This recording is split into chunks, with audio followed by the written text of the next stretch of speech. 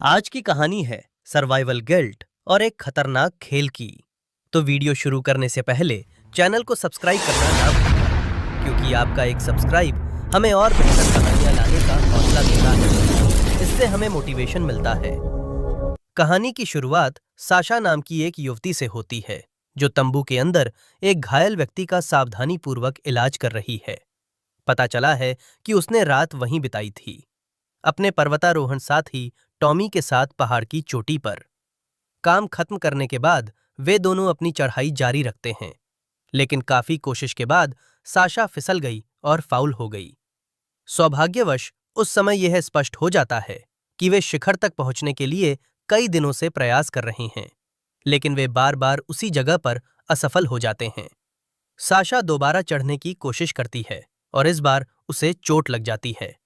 Tommy उससे कहता है कि उन्हें यह काम छोड़कर वापस चले जाना चाहिए, लेकिन साशा सुनने से इनकार कर देती है और दोबारा कोशिश करने पर जोर देती है। अचानक मौसम बदलने लगता है, लेकिन साशा फिर भी उसी दिन शिखर पर पहुंचने के लिए प्रयासरत रहती है। टॉमी उसे बार बार याद दिलाता रहता है कि उन्हें अपनी योजना पर कायम रहना चाहिए और हालात बिगड़ते जा रहे हैं। वो मान जाती है और वे दोनों अपने तंबू में लौट जाते हैं। इनसाइड में टॉमी इस बारे में खुलकर बात करता है कि जब वो उसे नजरअंदाज करती है तो उसे कैसा महसूस होता है। ये समझाते हुए कि चीजें कितनी खतरनाक हैं, उसे ऐसा लगता है जैसे उसका भाग्य साथ छोड़ चुका है, जिससे साशा परेशान हो जाती है। लेकिन कुछ तनाव के बाद वे आखिरकार सुलह कर लेते हैं। बाद में उसी रात जैसे जैसे मौसम और भी खतरनाक होता जाता है, उन्होंने वापस नीचे जाने का फैसला किया। टॉमी रास्ते की जांच करने के लिए अकेले आगे जाने का फैसला करता है। दुर्भाग्यवश भारी हिमस्खलन होता है, जिसके कारण टॉमी गिर जाता है। रस्सी ने उसे बचा लिया, लेकिन वो बेहोश हो जाता है और उसके वजन से साशा भी उसके साथ नीचे गिरने लगती है। साशा रस्सी काट देती है और उसे मरने के लिए छोड़ देती है। कुछ दिनों बाद साशा को एक सुनसान जगह पर गाड़ी चलाते हुए देखा जाता है। जब वो वहां पहुंचती है तो उसे बताया जाता है जीपीएस काम नहीं करेगा, इसलिए वो मैनुअल नक्शे का उपयोग करने लगती है।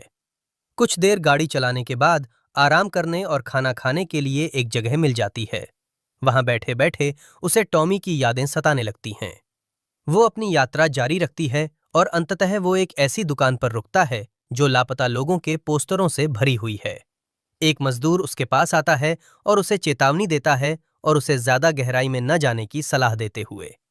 साशा सामान लेने के लिए दूसरी दुकान पर जाती है, लेकिन जब वो वहां होती है तो एक अनजान आदमी उससे बात करना शुरू कर देता है। जैसे जैसे हालात बिगड़ने लगते हैं, टेरा सिंगर बिन नाम का एक आदमी बीच में आकर इसे रोकता है और बाद में इस स्थिति के लिए माफी मांगता है। खरीदारी के बाद साशा अपनी कार में लौटती है, जहां वो बेन से दोबारा मिलती है और उससे पूछती है उसका जीपीएस काम नहीं कर रहा है, इसलिए ग्रैंड अल्नेरो जाने का रास्ता बताएं। वो उसे रास्ता बताता है और एक शांत मार्ग पर एक छिपी हुई कैंपिंग जगह का सुझाव भी देता है। साशा उसकी सलाह मानती है और रात होने पर वो फिर से आराम करने के लिए गाड़ी पार्क करती है। कुछ ही समय बाद शिकारियों का एक समूह उसी स्थान पर पहुंचता है और डेरा डालना शुरू कर देता है। बेचैनी महसूस करते हुए साशा ने जाने का फैसला किया, लेकिन दुकान से वही अजनबी आदमी उसके पास आता है। उनका कहना है कि वे सिर्फ दोस्ताना व्यवहार करने की कोशिश कर रहे हैं। उसके जाने के बाद वो सोने की कोशिश करती है, लेकिन शोर के कारण उसकी नींद नहीं टूटती। अगली सुबह तेज हवाओं के बीच नाव से रवाना हो जाती है। खतरनाक जल क्षेत्र। तनावपूर्ण यात्रा के बाद नाव पलट जाती है, लेकिन वो खुद को संभाल लेती है और आगे बढ़ती रहती है। रास्ते में उसे दूसरे लोगों द्वारा छोड़ी गई चीजें मिलती हैं, लेकिन वो आगे बढ़ती रहती है। वो उसी दिन बाद में फिर से डेरा डालती है। अगली सुबह उसे एक भयावह चीख सुनाई देती है।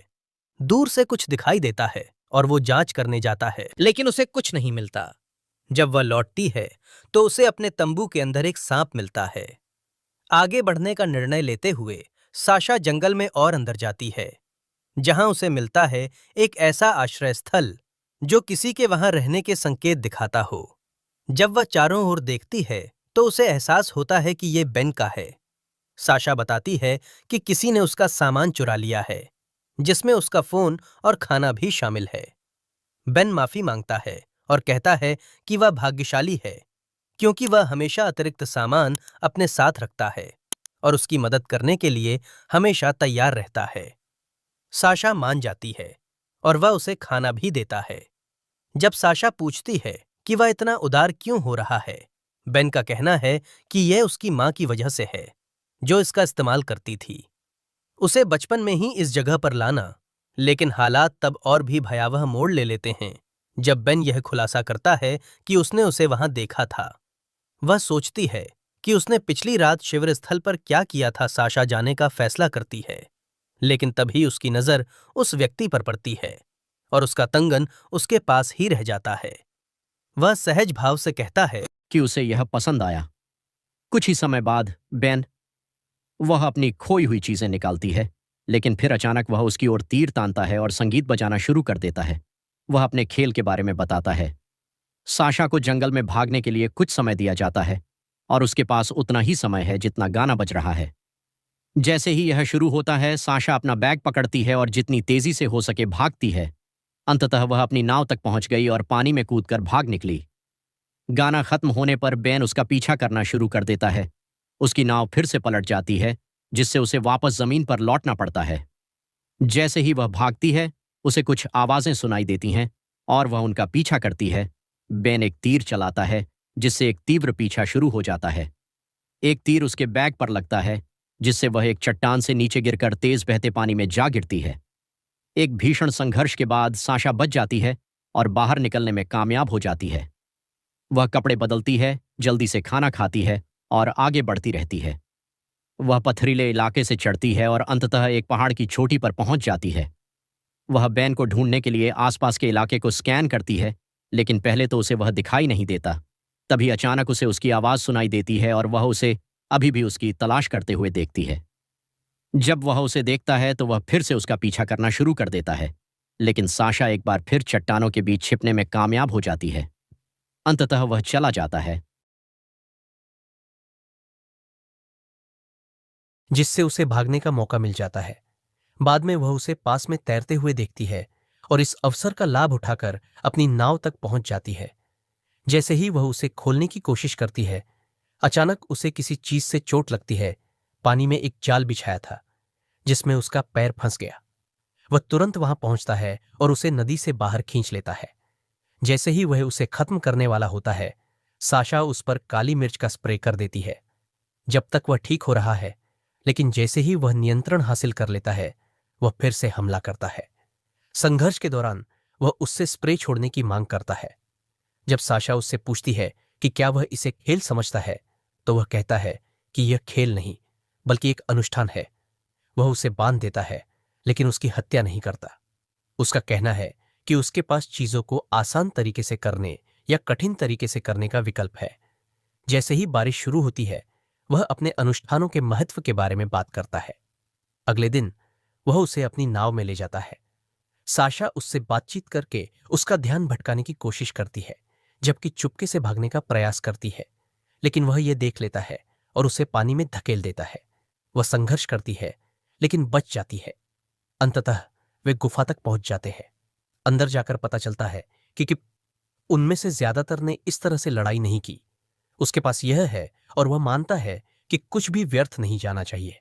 जैसे ही वह करीब आता है, साशा उससे पूछती है कि उसके साथ क्या हुआ और वह बताता है कि उसके दांत असली नहीं हैं। बाद में वह चला जाता है और फिर वापस आता है। वह उसे गुफा के अंदर खींच ले गया और अपनी रस्म के लिए कुछ तैयारी कर रहा था। इसके बाद जो कुछ होता है वह एक मनोवैज्ञानिक लड़ाई में बदल जाता है। बेन बताते हैं कि उनका मानना है कि वह किसी पवित्र चीज का हिस्सा है। उसका कहना है कि वह न केवल उसे मार रहा है, बल्कि उसके जीवन को अर्थ दे रहा है। साशा अचानक पलटवार करती है और उसका कान का एक हिस्सा काट लेती है, जिससे हिंसक झड़प हो जाती है। संघर्ष करते हुए वह पास के एक झरने में कूद जाती है और बेन उसका पीछा करते हुए भाग जाता है। वहां बंधी रस्सी अटक गई, जिससे वे दोनों लगभग डूब ही गए थे, लेकिन अंततः वह छूट गया। इस अफरा तफरी के दौरान बेन के सिर पर चोट लगती है और वह बेहोश हो जाता है। साशा लगभग डूब जाती है, लेकिन किसी तरह खुद को बचा लेती है। जैसे ही वह भागने की कोशिश करती है, बेन को होश आ जाता है। साशा उसे डुबोने की कोशिश करती है, लेकिन वो उस पर हावी हो जाता है और लगभग गला घोंटकर उसकी जान ले लेता है।